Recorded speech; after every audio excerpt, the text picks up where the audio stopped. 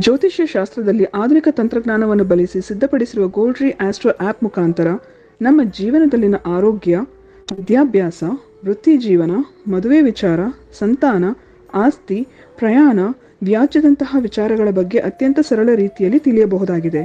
December 21ರಂದು ಶುರುವಾಗುವ ನಕ್ಷತ್ರನಾಡಿ ತರಗತಿಗೆ ಸೇರಿ ಹಾಗೂ ಕೇವಲ 15 ದಿನಗಳಲ್ಲಿ ಪ್ರತಿದಿನ 1.5 ಗಂಟೆಯಂತೆ ಝೂಮ್ ಆ್ಯಪ್ ಮುಖಾಂತರ ಆನ್ಲೈನ್ ತರಗತಿಯನ್ನು ಕಲಿಯಿರಿ. 20,000ಕ್ಕೂ ಹೆಚ್ಚಿನ ವಿದ್ಯಾರ್ಥಿಗಳಿಗೆ ನಕ್ಷತ್ರನಾಡಿ ಜ್ಯೋತಿಷ್ಯವನ್ನು ಕಲಿಸಿಕೊಟ್ಟಿರುವ ಪಂಡಿತ್ ದಿನೇಶ್ ಗುರುಜಿಯವರ ತರಗತಿಗೆ ಇಂದೇ ನೋಂದಾಯಿಸಿ. ಸುಲಭವಾದ ಮತ್ತು ಶಾಸ್ತ್ರೋಕ್ತವಾದ ಜ್ಯೋತಿಷ್ಯ ಶಾಸ್ತ್ರವನ್ನು ಕಲಿಯಿರಿ. ಹೆಚ್ಚಿನ ಮಾಹಿತಿಗಾಗಿ ಇಂದೇ ನಮ್ಮ ನಕ್ಷತ್ರನಾಡಿಯನ್ನು ಸಂಪರ್ಕಿಸಿ. ಧನ್ಯವಾದಗಳು.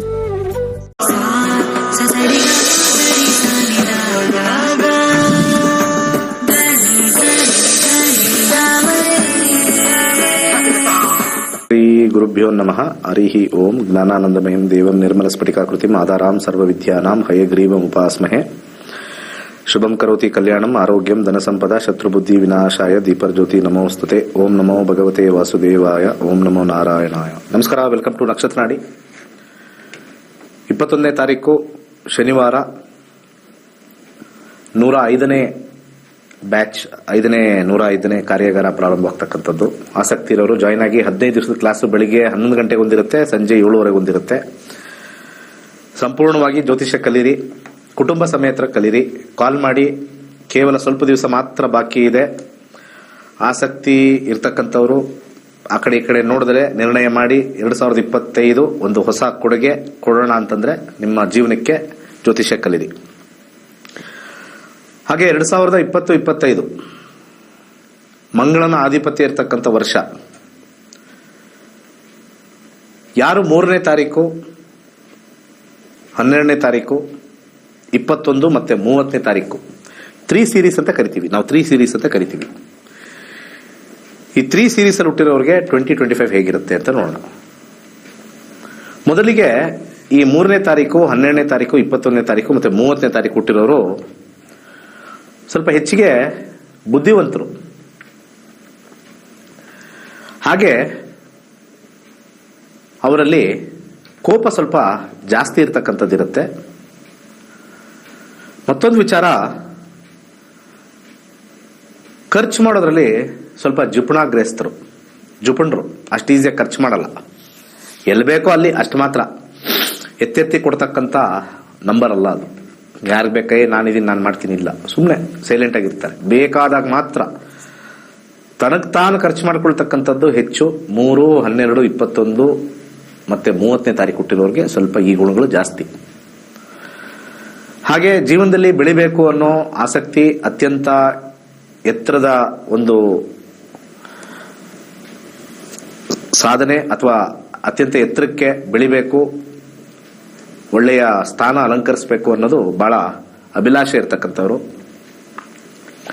ಹಾಗೆ 3ನೇ ತಾರೀಕಲ್ಲಿ 3ನೇ ಸೀರೀಸ್ ಅಲ್ಲಿ ಹುಟ್ಟಿರ್ತಕ್ಕಂಥವ್ರು ಸ್ವಲ್ಪ ದೊಡ್ಡವರ ಸ್ನೇಹ, ಅಂದ್ರೆ ಹಣಕಾಸಿನಲ್ಲಿ ದೊಡ್ಡವರು ಇರ್ತಕ್ಕಂಥವ್ರು, ಹೆಸರು ಹಣಕಾಸಿನ ಕ್ಷೇತ್ರದಲ್ಲಿ ದೊಡ್ಡವರಾಗಿರ್ತಕ್ಕಂಥವ್ರು. ಅಂಥವ್ರನ್ನ ನೋಡಿ ನಾನು ಆ ಥರ ಆಗಬೇಕು ಅನ್ನೋ ಆಸೆ ಆಕಾಂಕ್ಷೆಗಳನ್ನ ಹೆಚ್ಚಾಗಿಟ್ಕೊಳ್ತಾರೆ. ಹಾಗೆ ಅವರ ಒಡನಾಟ ಕೂಡ ಅವ್ರ ಜೊತೆ ಜಾಸ್ತಿ ಮಾಡಬೇಕು, ಸಂಪರ್ಕ ಮಾಡಬೇಕು ಅನ್ನೋದು ಬಹಳ ಹೆಚ್ಚಾಗಿರ್ತಕ್ಕಂಥದ್ದು. ಮುಂಗೋಪ ಸ್ವಲ್ಪ ಜಾಸ್ತಿ. ಸೆಲೆಕ್ಟಿವ್ ಟಾಕರ್ಸ್ ಅಂತ ಕರಿತೀವಿ. ಎಲ್ಲರ ಜೊತೆನೂ ಮಾತಾಡೋದಿಲ್ಲ. ಸ್ವಲ್ಪ ದುಡ್ಡು ಕಾಸು ಅವ್ರ ಹತ್ರ ಏನಾದ್ರು ಇತ್ತು ಅಂತಂದ್ರೆ ಅವ್ರ ಹತ್ರ ಮಾತಾಡ್ತಾರೆ, ಇಲ್ಲ ಸುಮ್ಮನೆ ಖಾಲಿ ಮಾತು ಮಾತಾಡಲ್ಲ. ಹಾಗೆ ಸ್ವಲ್ಪ ಗುರುವಿನ ತತ್ವ ಇರೋದ್ರಿಂದ ಸ್ವಲ್ಪ ಆಹಾರ ಭೋಜನ ಪ್ರಿಯರು. ಸ್ವಲ್ಪ ಖಾರ, ಮಿರ್ಚಿ, ಬಜ್ಜಿ ಇಂಥವೆಲ್ಲ ಸ್ವಲ್ಪ ಆಹಾರ ಬಹಳ ಇಷ್ಟಪಡ್ತಾರೆ. ಹೆಚ್ಚು ಹಣ ಗಳಿಸಬೇಕು ಅನ್ನೋ ಆಸೆ ಜಾಸ್ತಿ ಇರುತ್ತೆ. ಆದರೆ ಉಳಿಸ್ಕೊಳ್ಳೋದು ಸ್ವಲ್ಪ ಕಷ್ಟ. ಉಳಿಕೆ ಅನ್ನೋದು ಈ 3 ಸೀರೀಸ್ ಅವ್ರಿಗೆ ಸ್ವಲ್ಪ ಕಷ್ಟ. ಉಳಿಸ್ಕೊಳ್ಬೇಕು, ಬ್ಯಾಂಕ್ ಬ್ಯಾಲೆನ್ಸ್ ಮಾಡ್ಕೋಬೇಕು, ತುಂಬಾ ಕಷ್ಟ. ಎಲ್ಲೋ 8 ತಿಂದಾದ್ಮೇಲೆ ಸ್ವಲ್ಪ ಮಾಡ್ಬೋದೇ ಹೊರತು ಜನ್ಮದಲ್ಲಿಲ್ಲ, ಹುಟ್ಟಿನಲ್ಲಿ ಇಲ್ಲ. ಸ್ವಲ್ಪ ಸೇವಿಂಗ್ಸ್ ಅನ್ನೋದು ಮಾಡ್ಕೊಳ್ಳೇಬೇಕು. ಯಾಕಂದ್ರೆ ವಯಸ್ಸಾದ ಕಾಲಕ್ಕೆ ಸ್ವಲ್ಪ ಕಷ್ಟಪಡ್ತಕ್ಕಂಥ ಸಾಧ್ಯತೆ ಈ 3 ಸೀರೀಸ್ ಅವ್ರಿಗೆ ವಿಶೇಷವಾಗಿ ಹೆಚ್ಚಾಗಿ ಇರ್ತಕ್ಕಂಥದ್ದು. ಹಾಗೆ ಆದರ್ಶವಾದಿಗಳಾಗಿರ್ತಾರೆ, ಬೆಳಿಬೇಕು ಅಂತಿರುತ್ತೆ. ಹೆಚ್ಚು ಒಳ್ಳೆ ಫ್ಯಾಷನ್ ಸ್ಟೈಲ್ ಮಾಡಿಕೊಂಡು ಜೀವನದಲ್ಲಿ ಚೆನ್ನಾಗಿರಬೇಕು ಅನ್ನೋ ಮನಸ್ಥಿತಿ ಇರ್ತಕ್ಕಂಥವ್ರು. ಆ ಮನಸ್ಥಿತಿ ಯಾವಾಗ ಸರೋಗುತ್ತೆ ಅಂದ್ರೆ ಪರಿಸ್ಥಿತಿ ಚೆನ್ನಾಗಾದಾಗ ಅಷ್ಟೇ. 2025 ಮಂಗಳನ ಒಂದು ವರ್ಷ ಹೇಗಿರುತ್ತೆ ಈ 3 ಸೀರೀಸ್ ಅವ್ರಿಗೆ. 3ನೇ ತಾರೀಕು ಹುಟ್ಟಿರೋರು, 12ನೇ ತಾರೀಕು ಹುಟ್ಟಿರೋರು, 21ನೇ ತಾರೀಕು ಹುಟ್ಟಿರೋರು, 30ನೇ ತಾರೀಕು ಹುಟ್ಟಿರೋರು ವಿಶೇಷವಾಗಿ. ಮುಂದಿನ ವರ್ಷ ಸ್ವಲ್ಪ ಸೈಲೆಂಟ್ ವರ್ಷ ಅಂತ ಕರಿಬಹುದು. ಸೈಲೆಂಟ್, ಸಾಕಷ್ಟು ಸ್ನೇಹಿತರಾಗ್ಲಿ ರಿಲೇಟಿವ್ ಆಗಲಿ ಸ್ವಲ್ಪ ನಿಮ್ಮ ಕಡೆಗೆ ತೊಂದರೆ ಕೊಡ್ತಕ್ಕಂಥ ವರ್ಷ ಆಗಿರುತ್ತೆ. ಕೆಲವು ಸ್ನೇಹಿತರನ್ನ ನೀವು ಕಳ್ಕೊತೀರಾ, ಕೆಲವು ರಿಲೇಟಿವ್ಸ್ನ ನೀವು ಕಳ್ಕೊತೀರಾ. ಹಾಗೆ ಗಲಾಟೆಯಿಂದ ಇರ್ಬೋದು, ದುಡ್ಡು ಕಾಸಿಂದ ಇರ್ಬೋದು, ಯಾವ್ದಾರು ಇರ್ಬೋದು, ಒಟ್ಟು ಕಳ್ಕೊಳ್ತಕ್ಕಂಥ ಒಂದು ವರ್ಷ ಆಗಿದೆ. ಹಾಗೆ ಸ್ವಲ್ಪ ಮೌನವಾಗಿರ್ತಕ್ಕಂಥ ವರ್ಷ ಆಗಿದೆ. ಹೆಚ್ಚು ಒಡನಾಟ ಇಲ್ಲ, ಹೆಚ್ಚು ವಿಚಾರಗಳಿಲ್ಲ, ಎಲ್ಲದರಲ್ಲೂ ಕೂಡ ಒಂದು ಸ್ವಲ್ಪ ತಟಸ್ಥ ಅಂತ ಹೇಳ್ತಕ್ಕಂಥ ವರ್ಷ. ಹೆಚ್ಚು ಗ್ರೋತ್ ಪ್ರಾಸ್ಪೆಕ್ಟು ಸ್ವಲ್ಪ ಹೆಚ್ಚಾಗಿ ಕಂಡು ಬರೋದಿಲ್ಲ 3 ಸೀರೀಸ್ ಅವ್ರಿಗೆ. ಕೆಲವು ತಿಂಗಳು ಅತ್ಯಂತ ಕಮ್ಮಿ ಹೋಗುತ್ತೆ, ಕೆಲವು ತಿಂಗಳು ಅತ್ಯಂತ ಹೆಚ್ಚಾಗಿ ಹೋಗುತ್ತೆ. ಜನವರಿ ತಿಂಗಳು ಹಾಗೆ ಅಕ್ಟೋಬರ್, ಜನವರಿ ಮತ್ತೆ ಅಕ್ಟೋಬರ್ ಅಷ್ಟು ಒಳ್ಳೇದಿಲ್ಲ. ಜನವರಿ ಮತ್ತೆ ಅಕ್ಟೋಬರ್ ಅಷ್ಟು ಒಳ್ಳೇದಿಲ್ಲ. ಹಾಗೆ ಅದ್ಭುತವಾಗಿರ್ತಕ್ಕಂಥ ತಿಂಗಳು ಫೆಬ್ರವರಿ ಮತ್ತೆ ಮಾರ್ಚು ತುಂಬಾ ಚೆನ್ನಾಗಿರುತ್ತೆ. ಫೆಬ್ರವರಿ ಮತ್ತೆ ಮಾರ್ಚು. ಹಾಗೆ ಏಪ್ರಿಲ್ ಅಲ್ಲಿ ಸ್ವಲ್ಪ ಮಾನಸಿಕ ಒತ್ತಡ ಸ್ವಲ್ಪ ಹೆಚ್ಚಾಗಿರುತ್ತೆ, ಹಣಕಾಸು ವಿಚಾರದಲ್ಲಿ ಸ್ವಲ್ಪ ತೊಂದರೆ ಇರುತ್ತೆ. ಮೇ ಅಲ್ಲಿ ಹೊಸ ಆವಿಷ್ಕಾರಗಳು, ಹೊಸ ಸಂಬಂಧಗಳು, ಹೊಸ ಆಪರ್ಚುನಿಟಿ ಅಂತ ಕರಿತೀವಿ, ಎಷ್ಟೊಂದು ಹೊಸ ವಿಚಾರಗಳನ್ನ ಮೇ ಅಲ್ಲಿ ನಿಮಗೆ ಕಂಡುಕೊಳ್ಬಹುದು. ಹಾಗೆ ಜೂನ್ ಅಲ್ಲಿ ಸ್ವಲ್ಪ ಫೈಟ್ಸ್ ಜಾಸ್ತಿ ಇರ್ತಕ್ಕಂಥದ್ದು, ಮನೆ ವಿಚಾರದಲ್ಲೋ ಅಥವಾ ಸಂಸಾರದಲ್ಲೋ ಅಥವಾ ಸಹಪಾಠಿಗಳ ಜೊತೆನೋ ಫ್ರೆಂಡ್ಸ್ ಜೊತೆನೋ ರಿಲೇಟಿವ್ ಜೊತೆನೋ ಸ್ವಲ್ಪ ಗಲಾಟೆಗಳು ಸ್ವಲ್ಪ ಜೂನ್ ತಿಂಗಳಲ್ಲಿ ಸ್ವಲ್ಪ ಹೆಚ್ಚಾಗಿ ಕಾಣಿಸುತ್ತೆ. ಜುಲೈಯಲ್ಲಿ ಅತ್ಯಂತ ಪೀಕ್ ತಿಂಗಳು ಅಂತ ಹೇಳ್ಬೋದು. ನಿಮ್ಮ ಆಸೆ ಆಕಾಂಕ್ಷೆಗಳೆಲ್ಲ ಪೀಕ್ ಆಗಿ ಆಗ್ತಕ್ಕಂಥದ್ದು. ಫಸ್ಟ್ ಆಫ್ ಆಲ್ ಡೌನ್ ಇದೆ, ಸಾಧಾರಣವಾಗಿದೆ, ಇರೋದ್ರಲ್ಲಿ ಉತ್ತಮವಾಗಿರ್ತಕ್ಕಂಥ ತಿಂಗಳಾಗಿರುತ್ತೆ. ಫಸ್ಟ್ ಬೇಸಿಕ್ ಹೇಳ್ಬಿಟ್ಟಿದ್ದೀನಿ ಹೇಗಿರುತ್ತೆ ಅಂತ. ಓವರ್ ಆಲ್ ಸ್ವಲ್ಪ ಡೌನೇ, ಫ್ಲಾಟ್. ಅದರಲ್ಲಿ ಇರೋದ್ರಲ್ಲಿ ನಿಮ್ಗೆ ಏನಾದ್ರು ಒಂದು ಸ್ವಲ್ಪ ಪರವಾಗಿಲ್ಲ ಅಂತಂದಾಗ July is A good month. ನಿಮ್ಮ ಆಸೆ ಆಕಾಂಕ್ಷೆಗಳು ಸ್ವಲ್ಪ ಅನೇಕ ವಿಚಾರಗಳು, ಹೊಸ ಒಂದು ಪ್ರಾಜೆಕ್ಟ್ಸು, ಹೊಸ ಆಪರ್ಚುನಿಟೀಸ್ ಮಾಡಬೇಕು ಅಂದ್ರೆ ಜುಲೈಯಲ್ಲಿ ತುಂಬಾ ಉತ್ತಮವಾಗಿರುತ್ತೆ. ಹಾಗೆ ಆಗಸ್ಟ್ ಅಲ್ಲಿ ಸ್ವಲ್ಪ ಒಳ್ಳೆ ಯೋಗ ಫಾರ್ಮ್ ಆಗುತ್ತೆ. ಆಗಸ್ಟ್ ಅಲ್ಲಿ ಸ್ವಲ್ಪ ಕಂಟಿನ್ಯೂ ಆಗುತ್ತೆ. ಜುಲೈಲಿ ಬಂದಿರತಕ್ಕಂಥ ಒಂದು ಯೋಗ ಆಗಸ್ಟ್ ಅಲ್ಲೂ ಕಂಟಿನ್ಯೂ ಆಗುತ್ತೆ. ಹಾಗೆ ಸೆಪ್ಟೆಂಬರ್ ಅಲ್ಲಿ, ಆಗಸ್ಟ್ ಆದ್ಮೇಲೆ ಸೆಪ್ಟೆಂಬರ್ ಅಲ್ಲಿ ಸ್ವಲ್ಪ ತಟಸ್ಥ, ಸ್ವಲ್ಪ ನ್ಯೂಟ್ರಲ್ ಆಗಿರುತ್ತೆ. ಇಂಡಿಪೆಂಡೆಂಟ್ ವರ್ಕ್ಗೆ ಬಹಳಷ್ಟು ಹೆಲ್ಪ್ ಆಗುತ್ತೆ. ನಾನು ಇಂಡಿಪೆಂಡೆಂಟ್ ಆಗಿ ಮಾಡ್ತಾ ಇರೋರಿಗೆ September will be very very good. November ಉತ್ತಮವಾಗಿರುತ್ತೆ, ಡಿಸೆಂಬರ್ ಅತ್ಯುತ್ತಮವಾಗಿರುತ್ತೆ. ನವೆಂಬರ್ ಉತ್ತಮ, ಡಿಸೆಂಬರ್ ಅತ್ಯುತ್ತಮ. ಓವರ್ ಆಲ್ ಸಾಧಾರಣವಾಗಿದ್ರು ಕೂಡ ಕೆಲವು ತಿಂಗಳಲ್ಲಿ ಸ್ಪೈಕ್ಸ್ ಅಂತ ನಾವು ಕರಿತೀವಿ. ಶನಿವಾರ ದಿವಸ ಮೂಲಂಗಿಯನ್ನು ದಾನ ಮಾಡಿ, ಶನಿವಾರ ದಿವಸ ಮೂಲಂಗಿಯನ್ನು ದಾನ ಮಾಡಿ ಅಥವಾ ಬೆಳ್ಳುಳ್ಳಿಯನ್ನು ದಾನ ಮಾಡಿ. ಹಾಗೆ ಬ್ರೌನ್ ಕಲರ್ಸ್ನ ಹೆಚ್ಚಾಗಿ ಯೂಸ್ ಮಾಡಿ. 3 ಸೀರೀಸ್ ಅವರು 2025 ಚೆನ್ನಾಗಿರ್ಬೇಕು ಅಂದ್ರೆ ಬ್ರೌನ್ ಕಲರ್ನ ಹೆಚ್ಚಾಗಿ ಬಳಸಿ. ಹಾಗೆ ಏನಾದ್ರು ಸ್ವಲ್ಪ ಗ್ರೋತ್ ಇಲ್ಲ ವರ್ಷ, ನಾವು ಹೇಳ್ದಂಗೆ ಆಗ್ತಾ ಇದೆ ಸರ್ ನಮ್ದು ಅಂತ ಅನ್ನಿಸ್ದಾಗ, ನಿಮ್ಗೆ ಆ ಥರ ರೀತಿ ಅನ್ನಿಸ್ದಾಗ ಕರಿ ನಾಯಿಗೆ ಚಪಾತಿಯನ್ನು ಹಾಕ್ತಕ್ಕಂಥದ್ದು ವಿಶೇಷವಾಗಿ ನಿಮಗೆ ಸ್ವಲ್ಪ ಬದಲಾವಣೆ ತರುತ್ತೆ.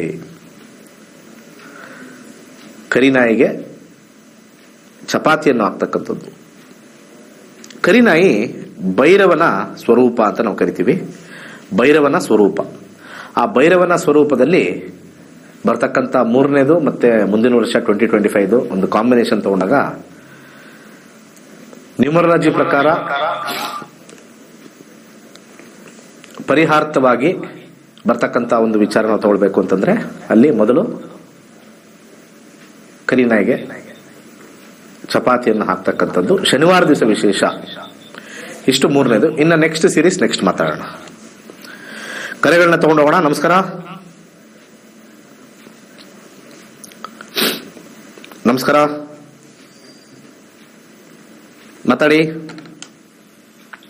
ಹಾಗೆ ಡಿಸೆಂಬರ್ 21ನೇ ತಾರೀಕು ಹೇಳಿದ್ದೀನಿ ನಾನು, ನಮ್ಮ ತರಗತಿ ಇರುತ್ತೆ 105 15 ದಿವಸದ ಜ್ಯೋತಿಷ್ಯದ ಕಾರ್ಯಾಗಾರ. ಜ್ಯೋತಿಷ್ಯ ಕಲೀರಿ, ಅನೇಕ ವಿಚಾರಗಳನ್ನ ನೀವು ತಿಳ್ಕೋಬಹುದು. ಒಳ್ಳೆ time, bad time, good time, ಮತ್ತೆ ಪರಿಹಾರಗಳನ್ನು ಕಂಡುಕೋಬಹುದು. ನಮಸ್ಕಾರ. ನಮಸ್ತೆ ಹೇಳಿ ಗುರುಜಿ. ನಾವು ಇದು ರೈತರು ಗುರುಜಿ. ಒಳ್ಳೇದು. ಬೇಡ ಏನೇ ಹಾಕಿದ್ರು ಲಾಸ್ ಸುಮ್ನೆ ಮೈ ಮೇಲೆ ಬರುತ್ತೆ. ಈಗೇನೋ ಒಂದ್ ತರಕಾರಿ ಮಾಡ್ಬೇಕಂತೀವಿ, ಮಾಡಿದ್ರೆ ಒಳ್ಳೇದಾಗುತ್ತೆ. 1 ರಿಂದ 249 ಒಂದು ಸಂಖ್ಯೆ ಹೇಳಿ. 1 ರಿಂದ 249. 25 ಗುರುಜಿ. ಎಷ್ಟು? 75? 25 75? 75 ಗುರುಜಿ. ಎಷ್ಟು ಎಕರೆ ಇದೆ? 2 ಎಕರೆ ಇದೆ. 2 ಎಕರೆ. 2 ವರ್ಷದಿಂದ ಬರ್ತಿ ಲಾಸ್ ಆಗ್ಬಿಟ್ಟಿದೆ ಗುರುಜಿ. ಟೊಮೊಟೊ ಹಾಕಿ ನೋಡೋಣ. ನಿಮ್ಮ ಒಂದು ದಶಾಭುಕ್ತಿಗಳಲ್ಲಿ ನೀವು ಹೇಳಿರೋ ಪ್ರಕಾರ ಲಾಸ್ ಖಂಡಿತ ತೋರಿಸ್ತಾ ಇದೆ. ಯಾಕಂದ್ರೆ ಪ್ರಶ್ನಾಶಾಸ್ತ್ರದಲ್ಲಿ 8 8 12 ಅಂತ ತೋರಿಸ್ತಾ ಇದೆ. ಖಂಡಿತ ನಿಮಗೆ ಏನು ಹಾಕಿದ್ರು ಸ್ವಲ್ಪ ಕಷ್ಟನೇ ಅಂತ ತೋರಿಸ್ತಾ ಇದೆ. ಗ್ರಹಗಳು ಸ್ವಲ್ಪ ಲಾಭಾಂಶವನ್ನ ಕೊಡ್ತಾ ಇಲ್ಲ. Loss loss loss. ಸಾಲ ತಂದು ಮಾಡ್ತಕ್ಕಂಥದ್ದಾಗ್ಬೋದು, ಬೇರೆಯವ್ರ ಹತ್ರ ದುಡ್ಡು ಇಸ್ಕೊಂಡ್ಬಂದಾಗ್ಬೋದು, ಅಥವಾ ಬಂದಿರತಕ್ಕಂಥ ಫಲಕ್ಕೆ ರೇಟ್ ಇಲ್ಲದೆ ಸುಮ್ಮನೆ ಬೀದಿಗೆ ಚೆಲ್ತಕ್ಕಂಥದ್ದು ಅಥವಾ ವೇಸ್ಟ್ ಆಗ್ತಕ್ಕಂಥದ್ದೇ ಹೆಚ್ಚಾಗಿ ತೋರಿಸ್ತಾ ಇದೆ. 12 8 ದಶಾಭುಕ್ತಿಗಳಲ್ಲಿ ಶನಿ 2027ವರೆಗೂ ಕೂಡ ಹೀಗೆ ಇರೋದ್ರಿಂದ, ಹಾಗೆ ಬುಧ ಬಂದಾಗ ಸ್ವಲ್ಪ ಮಟ್ಟಿಗೆ ಮಾತ್ರ ಚೇತರಿಕೆ ಆಗುತ್ತೆ. ಆದರೆ ಯಾಕೋ ಈ ಲೈನು ನಿಮಗೆ, ಕೃಷಿ ನಿಮಗೆ ಹೊಂದಾಣಿಕೆ ಆಗೋದು ಸ್ವಲ್ಪ ಕಷ್ಟ ಅಂತ ತೋರಿಸ್ತದೆ. 2020-25 ಸದ್ಯಕ್ಕೆ ನೀವು ಅದೊಂದೇ ಬಂಡವಾಳವಾಗಿ ಇಟ್ಕೊಂಡಿದೀವಿ ಸರ್, ಬೇರೆ ಇಲ್ಲ ಅಂತ ಬಂದಾಗ ತೊಗರಿ ಬೇಳೆನ ದಾನ ಮಾಡಿ. ದಯವಿಟ್ಟು ತೊಗರಿ ಬೇಳೆನ ದಾನ ಮಾಡಿ. ಸಾಧ್ಯವಾದ್ರೆ 6 ಮುಖದ ರುದ್ರಾಕ್ಷಿ ಹಾಕೊಳ್ಳಿ. ಹಳದಿ ಕಲರ್ ದಾರ ಗುರುವಾರ ಕಟ್ಕೊಳ್ಳಿ. ಓಂ ಶುಂ ಶುಕ್ರಾಯ ನಮಃ ಅಂತ ಯಥೇಚ್ಛವಾಗಿ ಹೇಳ್ಕೊಳ್ಳಿ. ಮುಂದಿನ ಕರೆಗೆ ಹೋಗೋಣ. ನಮಸ್ಕಾರ. ನಮಸ್ಕಾರ, ಮಾತಾಡಿ.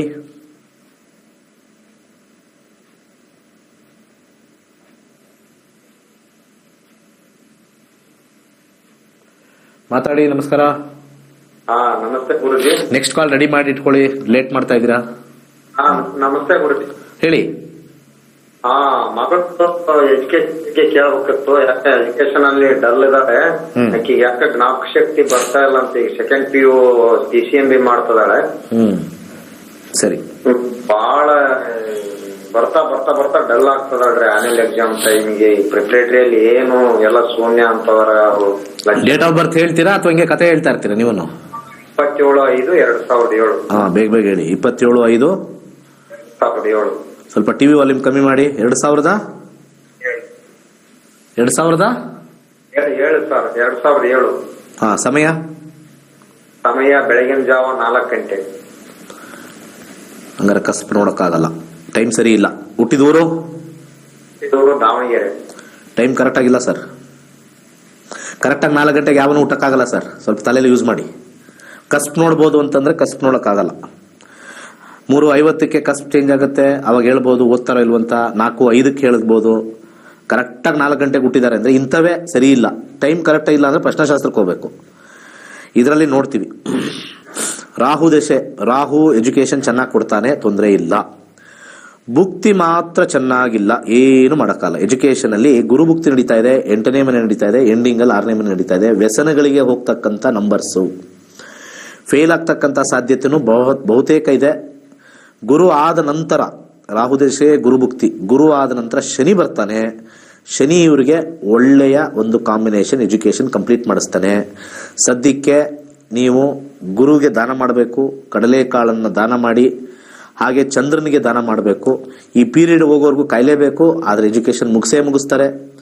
ಅದರಲ್ಲಿ ಯಾವುದೋ ಒಂದು ಸಂಶಯವಿಲ್ಲ. ರಾಹುದಶೆ ಮತ್ತು ಶನಿ ಗುರು 2025 ಸೆಪ್ಟೆಂಬರ್ವರೆಗೂ ಇರುತ್ತೆ. ಮುಂದಿನ ವರ್ಷ ಸೆಪ್ಟೆಂಬರ್ ಆದ್ಮೇಲೆ ತುಂಬಾ ಚೆನ್ನಾಗಿದೆ, ಅಲ್ಲಿವರೆಗೂ ಕಾಯಲೇಬೇಕು. ನೆಕ್ಸ್ಟ್ ಬಂದಾಗ ದಶ ಚೆನ್ನಾಗಿದೆ, ಭುಕ್ತಿ ಚೆನ್ನಾಗಿದೆ. ಇಲ್ಲಿ ಏನಾಗಿದೆ, ದಶ ಚೆನ್ನಾಗಿದೆ, ಭುಕ್ತಿ ಚೆನ್ನಾಗಿಲ್ಲ. ಇದೇ ಜ್ಯೋತಿಷ್ಯದಲ್ಲಿ ಕಂಡಿಡ್ಕೋಬೇಕಾಗಿರೋದು. ಎಲ್ಲಿವರೆಗೂ ಟೈಮ್ ಚೆನ್ನಾಗಿಲ್ಲ ಅಂತ ನಾವು ನೋಡ್ಕೊಂಡ್ರೆ ನಮಗೆ ಧೈರ್ಯ ಬರುತ್ತೆ, ಸ್ಥೈರ್ಯ ಬರುತ್ತೆ. ಕಾಂಪೌಂಡರ್ ಹತ್ರ ಹೋದ್ರೆ ಅವರು ಈಸಿಯಾಗಿ ನಿಮಗೆ ಟೋಪಿ ಹಾಕಕ್ಕೆ ಲಗ್ನ ನೋಡ್ತಾರೆ. 4ನೇ ಮನೆಯಲ್ಲಿ ಶನಿ ಇದ್ದಾನೆ, ಶನಿ ಶಾಂತಿ ಮಾಡಿ ಸರೋಗುತ್ತೆ ಅಂತ ಹೇಳ್ತೀವಿ. ಆಕ್ಚುಲಿ ಶನಿ ಬಂದ್ರೇನೆ ಚೆನ್ನಾಗಾಗೋದು, ಅಲ್ಲಿವರೆಗೂ ಕಾಯ್ಬೇಕು. ಶನಿ ಬಂದಿರೋದ್ರಿಂದ ಇವ್ರಿಗೆ ಡಲ್ಲು. ಈ ತರ ಕಚಡಾ ಜ್ಯೋತಿಷ್ಯ ಹೇಳೋರು ಕ್ಯೂ ನಿಂತ್ಕೊಂಡಿರೋ ಹತ್ರ ಭಿಕ್ಷೆ ಬೇಡಕ್ ಹೋಗ್ತೀರಾ. ಜನಗಳು 50 ರೂಪಾಯಿ 10 ರೂಪಾಯಿ ಇಟ್ಟರೆ ಸಾಕಲ್ಲ, ಅದೇ ಬೇಕು. ಕಾಸಿಗೆ ತಕ್ಕಂತೆ ಕಜ್ಜಾಯ ನಿಮಗೆ ಸಿಗುತ್ತೆ. ಯಾರು ಫ್ರೀ ಹೇಳ್ತಾರೆ, 10 ರೂಪಾಯಿಗೆ ಹೇಳ್ತಾರೆ, 50 ರೂಪಾಯಿಗೆ ಹೇಳ್ತಾರೆ, ನಿಮಗೆ ಟೋಪಿನೇ ಹಾಕೋದು, ಸುಳ್ಳೇ ಹೇಳೋದು. ಕರೆಕ್ಟ್ ಆಗಿರ್ತಕ್ಕಂಥ ಜ್ಯೋತಿಷ್ಯ ವಿಶ್ಲೇಷಣೆ ಮಾಡೋದೇ ಇಲ್ಲ.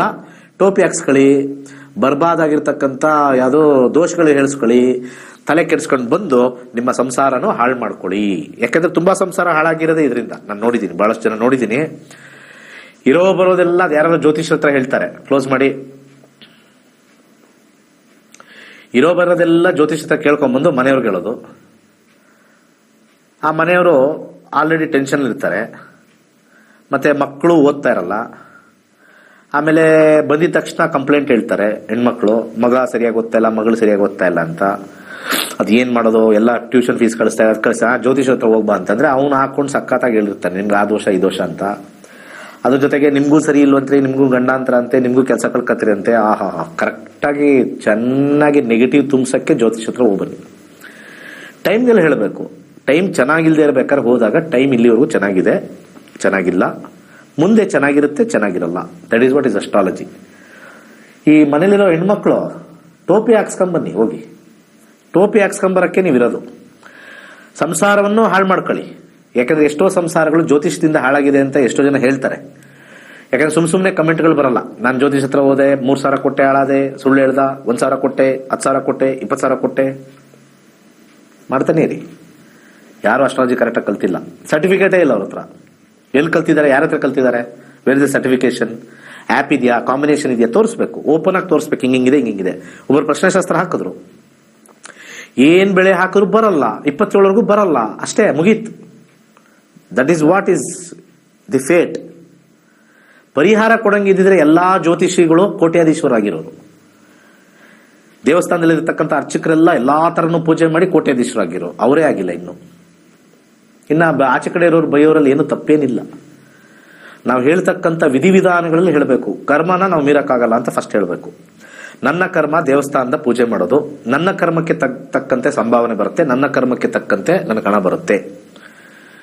ಸೊ ನಿಮ್ಮ ನಿಮ್ಮ ಕರ್ಮದ ಅನುಸಾರವಾಗಿ ಮದುವೆಗಳು ಅಥವಾ ಬಿಸ್ನೆಸ್ಗಳು ಅಥವಾ ಮಕ್ಕಳು ಅಥವಾ ಮನೆ ಕಟ್ಟೋದು ಅಥವಾ ಓದ್ದೇ ಇರೋದೆಲ್ಲ ನಿಮ್ಮ ನಿಮ್ಮ ಜಾತಕದ ಕರ್ಮಾನುಸಾರವಾಗಿ ನಾವು ನೋಡಿ ಹೇಳಬೇಕೆ ಹೊರತು ದೋಷ ಹೇಳಿ ಪೂಜೆ ಮಾಡಿದ ತಕ್ಷಣ ಹೋಗ್ಬಿಡುತ್ತೆ ಅಂತಂದ್ರೆ ಇವನ್ಗೆ ಯಾಕೆ ಹೋಗಿಲ್ಲ, ಇನ್ನು 2 ವೀಲರ್ ಓಡಾಡ್ತಾ ಇರ್ತಾನಲ್ಲ, ಒಂದು 4 ವೀಲರ್ ತಗೊಂಡಿರಲ್ವಲ್ಲ, ಇನ್ನು 2 ವೀಲರ್ ಓಡಾಡ್ತಾರೆ, ಇವನೊಂದು ಪೂಜೆ ಮಾಡಿಸಿ 4 ವೀಲರ್ ತಗೊಳ್ಳೋದು. ಅವ್ರ ಹಣೆ ಬರದಲ್ಲಿ ಯಾವ ಮುಖಾಂತರ ಆದ್ರೂ ನಿಮಗೆ ದುಡ್ಡು ಬರುತ್ತೆ, ಹಣ ಬರುತ್ತೆ ಅಂತಂದ್ರೆ ಬರೀ ಅವ್ರು ಮಾಡೋ ಕೆಲಸದಲ್ಲೇ ಅಲ್ಲ, ಅಲ್ಲಿ ಜಮೀನಿಂದ ದುಡ್ಡು ಬರ್ಬೋದು, ತಂದೆಯಿಂದ ದುಡ್ಡು ಬರ್ಬೋದು, ಹೆಂಡತಿಯಿಂದ ದುಡ್ಡು ಬರ್ಬೋದು, ಹೇಗ್ ಬೇಕಾದ್ರೂ ಬರುತ್ತೆ. ಸೊ ಕರ್ಮ ಫಲವನ್ನ ಸರಿಯಾಗಿ ತಿಳಿದು ಹೇಳ್ತಕ್ಕಂಥ ಜ್ಯೋತಿಷರನ್ನ ಮಾತ್ರ ಹುಡ್ಕೊಂಡೋಗಿ ಕಳ್ಳರನ್ನ ಹುಡ್ಕೊಂಡು ಹೋಗ್ಬೇಡಿ. ವೇಷ ಹಾಕೊಂಡಿರೋರೆಲ್ಲ ಬಹಳ ಜ್ಞಾನಿಗಳು ಅನ್ಕೋಬೇಡಿ. ಅಯ್ಯೋ, ವೇಷ ಹಾಕೊಂಡಿರೋರು ಯಾರು ಜ್ಞಾನಿಗಳಿಲ್ಲ. ಬರೀ ರಾಶಿ ಭವಿಷ್ಯ ಹೇಳ್ಕೊಂಡು ಕೂತಿದ್ದಾರೆ ವೇಷ ಹಾಕೊಂಡಿರೋರೆಲ್ಲ. ರಾಶಿ ಭವಿಷ್ಯ is the one of the worst, the number one ಸುಳ್ಳು ಅಂದ್ರೆ ರಾಶಿ ಭವಿಷ್ಯ. ರಾಶಿ ಭವಿಷ್ಯ ಅಷ್ಟು ಸುಳ್ಳು ಈ ಜಗತ್ತಲ್ಲಿ ಇನ್ನೊಂದಿಲ್ಲ. 12-13 ಕೋಟಿ ಜನ ಇಂಡಿಯಾದಲ್ಲಿದ್ದಾರೆ. ಎಲ್ಲಾ ರಾಶಿಯವ್ರಿಗೂ ಒಂದು ಹೇಳಿದ ತಕ್ಷಣ ನೀವು ನಂಬ್ತಿರಲ್ಲ, ಇವತ್ತು ರಾಶಿಗೆ ಇದಕ್ಕೆ ಪರಿಹಾರ ಮಾಡ್ಕೊಳ್ಳಿ ಅಂತ. ಬೆಳಿಗ್ಗೆ ಹೊತ್ತು ಟಿವಿ ನೋಡಿ ನೋಡಿ ಹಾಳಾಗಿರೋರೇ ಜಾಸ್ತಿ ರಾಶಿ ಭವಿಷ್ಯದಿಂದ. ಮುಂದಿನ ಕರೆಗೆ ಹೋಗೋಣ. ನಮಸ್ಕಾರ, ಹೇಳಿ.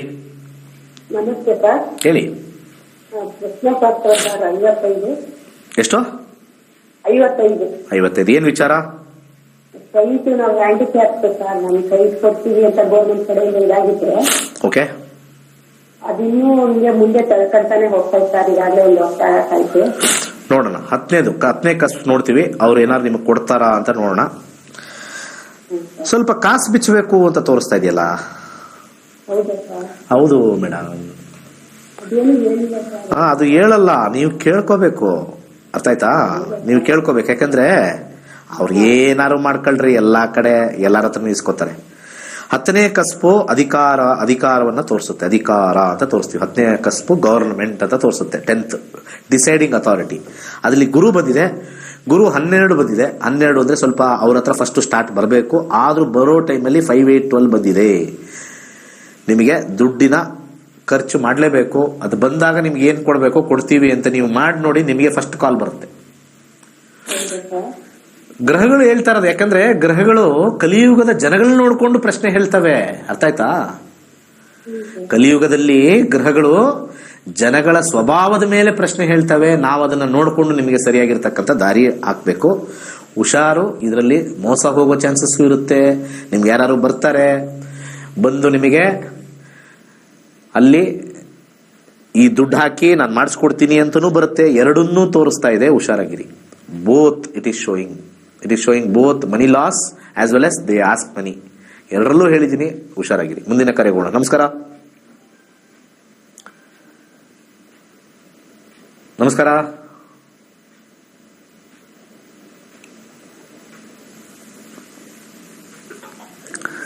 ಮಾತಾಡಿ. ಹಲೋ. ಹಾ, ಹೇಳಿ. ಸರ್, ನಮ್ಗೆ ರಾಜೇಶ್ವರಿ ಅಂತ ನನ್ನ ಹೆಸರು. ರಾಜೇಶ್ವರಿ ಅಂತ ನನ್ನ ಹೆಸರು. ಓಕೆ. 73 ವರ್ಷ. 73? ನೀವು ಟಿವಿ ವಾಲ್ಯೂಮ್ ಕಮ್ಮಿ ಮಾಡಿ ಮಾ. ಫಸ್ಟ್ ಟಿವಿ ವಾಲ್ಯೂಮ್ ಕಮ್ಮಿ ಮಾಡಿ. ಅಲ್ಲಿ ಫಸ್ಟೇ ಫೋನ್ ಎತ್ತಲ್ಲ ಮಾಡಲ್ಲ ಯಾರೋ. ಅವ್ರು ಕುತ್ಕೊಂಡು ಸ್ವಲ್ಪ ನಮ್ಗೆ ಕರೆಕ್ಟಾಗಿ ಆಪರೇಟ್ ಮಾಡ್ತಾ ಇಲ್ಲ ಅವರು. ಟಿವಿ ವಾಲ್ಯೂಮ್ ಕಮ್ಮಿ ಮಾಡಿ. ಅವ್ರ ಫೋನಲ್ಲೂ ಹೇಳಲ್ಲ, ಮಲ್ಕೊಂಡಿದ್ದಾರೆ ಇಲ್ಲಿ. ಕಮ್ಮಿ ಮಾಡಿದ್ದೀರಾ? ಹಾ, ಈಗ ಹೇಳಿ. 73 ವರ್ಷ ಆಯ್ತು. ಏನಾಯ್ತು ಈಗ? ಸ್ವಲ್ಪ ಯಾವಾಗೂ ಸ್ವಲ್ಪ ತುಂಬಾ ಹೆಲ್ತ್ ಪ್ರಾಬ್ಲಮ್ ಇದೆ ಸರ್. 73ನೇ ವಯಸ್ಸಲ್ಲಿ ಹೆಲ್ತಿ ಆಗಿರ್ಬೇಕು ಅಂದ್ರೆ ನಾನು ಏನ್ ಮಾಡೋಣ ಹೇಳಿ? ಏನೇನಿದೆ ಹೇಳಿ? ಹೆಲ್ತ್ ಪ್ರಾಬ್ಲಮ್ ಇದೆ. ಏನಾಗಿದೆ ಹೆಲ್ತ್? ಏನಾಗಿದೆ ಹೆಲ್ತ್? ಅವರು ಟಿವಿ ವಾಲ್ಯೂಮ್ ಕಮ್ಮಿ ಮಾಡಿಲ್ಲ ಅಂದ್ರೆ 73 ಆದ್ರೂ ಅಷ್ಟೇ, 23 ಆದ್ರೂ ಅಷ್ಟೇ, ಕಾಲ್ ಕಟ್ ಮಾಡ್ಬೇಕಾಗತ್ತೆ. ಟಿವಿ ವಾಲ್ಯೂಮ್ ಕಟ್ ಮಾಡಿ ಅಂತ ಹೇಳ್ತೀವಿ, ಮಾಡಲ್ಲ. ಅಲ್ಲಿ ಹಿಂದೆನೂ ಹೇಳಲ್ಲ. ನೆಕ್ಸ್ಟ್ ಕಾಲ್ ಕೊಡಿ, ಕೇಳಿಲ್ಲ ಅಂದ್ರೆ. ನಮಗ ಕೇಳಿಸಲ್ಲ, ಟೈಮ್ ವೇಸ್ಟ್ ಮಾಡ್ತೀರ ನೀವು. 73 ಆದ್ರೇನು 23 ಆದ್ರೇನು. ಮುಂದಿನ ಕರೆಗೆ ಹೋಗೋಣ. ಯಾರು ಕಾಲ್ ಮಾಡ್ತೀರಾ ದಯವಿಟ್ಟು ಟಿವಿ ವಾಲ್ಯೂಮ್ನ ಕಮ್ಮಿ ಮಾಡಿ ಕರೆ ಮಾಡಿ. ಕಾರ್ಯಕ್ರಮ ಮುಗಿಸ್ತಕ್ಕಂಥ ವಿಚಾರ ಆಯ್ತು. ಏಜ್ ಆದ ಮೇಲೆ, 70 ಆದ ಮೇಲೆ, 65 ಆದ ಮೇಲೆ ಕಾಯಿಲೆಗಳೇನಾದ್ರು ಬಂತು ಅಂತಂದ್ರೆ ಅದಕ್ಕೆ ಗ್ರಹಗಳ ಮೇಲೆ ಹೋಗಕ್ಕಾಗಲ್ಲ. ಯಾಕಂದ್ರೆ ಗ್ರಹಗಳಿಗೆಲ್ಲ ವಯಸ್ಸಾಗಿರುತ್ತೆ, ನಮಗೂ ವಯಸ್ಸಾಗಿರುತ್ತೆ. ತ್ರಯಂಬಕ ಮಂತ್ರ ಒಂದೇ ಕಾಪಾಡೋದು, ಅಥವಾ ಧನ್ವಂತರಿ ಮಂತ್ರ. ಇವೆರಡೇ ಮಂತ್ರ. ವಿಶೇಷವಾಗಿ ಓಂ ತ್ರಯಂಬಕಂ ಯಜಾಮಹೇ ಸುಗಂಧಿಂ ಪುಷ್ಟಿವರ್ಧನಂ ಉರ್ವಾರುಕಂ ಇವ ಬಂಧನಾತ್ ಮೃತ್ಯೋರ್ಮುಕ್ಷೆ ಮಾಮೃತಾತ್. ದಯಮಾಡಿ ಅವ್ರು 73 ವರ್ಷ ಆಗಿರೋದ್ರಿಂದ ಕುಂಡಲಿ ಹಾಕೋ ಅವಶ್ಯಕತೆ ಬೇಡ. ಈ ಮಂತ್ರನ ಹೇಳ್ಕೊಂಡೋಗಿ ರೋಗ ನಿರೋಧಕ ಶಕ್ತಿ ಮತ್ತೆ ಆತ್ಮವಿಶ್ವಾಸ, ಕಾಲು ನೋವು, ಬೆನ್ನು ನೋವು, ಕೈ ನೋವು ಏನಾರು ಇರಲಿ, ಇದೊಂದು ಮಂತ್ರ ಮೋಸ್ಟ್ ಪವರ್ಫುಲ್ ಮಂತ್ರ ಫಾರ್ ಹೆಲ್ತ್ಗೆ ಮಹಾಮೃತ್ಯುಂಜಯ ಮಂತ್ರ. ಎಷ್ಟೋ ಜನ ಮಹಾಮೃತ್ಯುಂಜಯ ಹೋಮ ಎಲ್ಲ ಮಾಡಿಸ್ತೀರಾ. ಮಂತ್ರ ಹೇಳಿ ಸಾಕು, ದೇವ್ರು ಮೆಚ್ತಾನೆ. 21ನೇ ತಾರೀಕು ನಮ್ಮ ಕ್ಲಾಸಸ್ ಇದೆ. ಬೆಳಿಗ್ಗೆ 11, ಸಂಜೆ 7:30 ಜಾಯ್ನ್ ಆಗಿ. ಒಳ್ಳೆದಾಗ್ಲಿ. ಸರ್ವೇ ಜನ ಸುಖಿನೋ ಭವಂತು. ಕೈಲಾಶ್ ಯಂತ್ರವು ಅತ್ಯಂತ ಪ್ರಾಚೀನವಾದ ಶಕ್ತಿಶಾಲಿಯಾದ ಯಂತ್ರವಾಗಿದೆ. ಸರಿಸುಮಾರು 800 ರಿಂದ 1000 ವರ್ಷಗಳ ಹಿಂದೆ ಹಲವಾರು ಸಂಯೋಗಗಳಿಂದ ರಚಿಸಲ್ಪಟ್ಟಿರುವ ಯಂತ್ರವೇ ಈ ಕೈಲಾಶ್ ಯಂತ್ರ. ಇಂಟರ್ನೆಟ್ ಅಲ್ಲಿ ಗೂಗಲ್ ಅಲ್ಲಿ ಹುಡುಕಿದ್ರೆ ಕೈಲಾಶ್ ಯಂತ್ರದ ಹಿನ್ನೆಲೆ ಹುಡುಕಿದ್ರೆ ನಿಮಗೆ ಖಂಡಿತ ಸಿಗುತ್ತೆ. 800 ರಿಂದ 1000 ವರ್ಷಗಳ ಹಿಂದೆ ಒಂದು ಹಲವಾರು ಕಾಂಬಿನೇಷನ್ಸ್ ನ ಮಿಕ್ಸ್ ಮಾಡಿರ್ತಕ್ಕಂಥ ವಿಶೇಷವಾಗಿರ್ತಕ್ಕಂಥ ಒಂದು ಯಂತ್ರವೇ ಕೈಲಾಶ್ ಯಂತ್ರ. ಈ ಯಂತ್ರದ ವಿಶೇಷತೆ ಬಹಳಷ್ಟಿದೆ. ಇದರ ಮಧ್ಯದಲ್ಲಿ ಕೋರ್ ಅಂತ ನಾವೇನ್ ಕರಿತೀವಿ, ಇದು ಚೈನೀಸ್ ನ್ಯೂಮರಾಲಜಿ ಬರ್ತಕ್ಕಂಥ ಲೋಶೋ ಗ್ರಿಡ್. ಹಾಗೆ ಇದು ಸುತ್ತ ಇರತಕ್ಕಂಥದ್ದು ವಿಶೇಷವಾಗಿರ್ತಕ್ಕಂಥ 12 ಪ್ರಾಣಿಗಳು. ಅದು ಚೀನಿ ಪ್ರಾಣಿಗಳು, ಅನಿಮಲ್ ಸ್ಪಿರಿಟ್ಸ್ ಅಂತ ಹೇಳಿ ಕೆಲವರು ಮಾಡ್ತಾರೆ. ಅದ್ರ ಸುತ್ತ ಔಟರ್ ಲೇಯರ್ ಇರತಕ್ಕಂಥ ವಿಶೇಷವಾಗಿರ್ತಕ್ಕಂಥ ಮಂತ್ರ.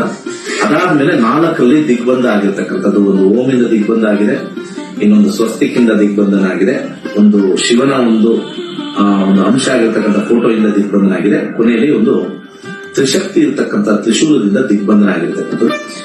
ಈ ಒಂದು ಯಂತ್ರ ನೆಮ್ಮದಿ, ಹಣಕಾಸು ವಿಚಾರ ಮತ್ತೆ ಆರೋಗ್ಯಕ್ಕೆ ಶಕ್ತಿಶಾಲಿಯಾಗಿರ್ತಕ್ಕಂಥ ಒಂದು ಯಂತ್ರ. ಸೊ ಅನೇಕ ಕಡೆಯಲ್ಲಿ ನಿಮಗೆ ಇದರದ್ದು ಕಬ್ಣ ಮಿಕ್ಸ್ ಕಮ್ಮಿ ರೇಟಲ್ಲೂ ಸಿಗುತ್ತೆ, ಹಾಗೆ ಬರೀ ಕಾಪರ್ ಸಿಗುತ್ತೆ, ಬರೀ ಬ್ರಾಸ್ ಸಿಗುತ್ತೆ. ನಮ್ಮಲ್ಲಿ ವಿಶೇಷವಾಗಿರ್ತಕ್ಕಂಥ ಬ್ರಾಸ್ ಅಲ್ಲಿ ಮಾಡಿರ್ತಕ್ಕಂಥ ವಿಶೇಷವಾಗಿರ್ತಕ್ಕಂಥ ಕೈಲಾಶ ಯಂತ್ರ ಪ್ರಾಣ ಪ್ರತಿಷ್ಠೆ ಮಾಡಿ ನಿಮಗೆ ತಲುಪಿಸ್ತಕ್ಕಂಥದ್ದು. ಮತ್ತೆ ಅದರದ್ದು ಗೇಜು ಬಹಳ ಇಂಪಾರ್ಟೆಂಟ್ ಆಗಿರುತ್ತೆ. ಯಾಕಂದ್ರೆ ನಮ್ಮ ಕೈಲಾಶ ಯಂತ್ರ ನಮ್ಮಲ್ಲಿ ಸಿಗ್ತಕ್ಕಂಥದ್ದು ಗೇಜ್ ದಪ್ಪ ಇರುತ್ತೆ.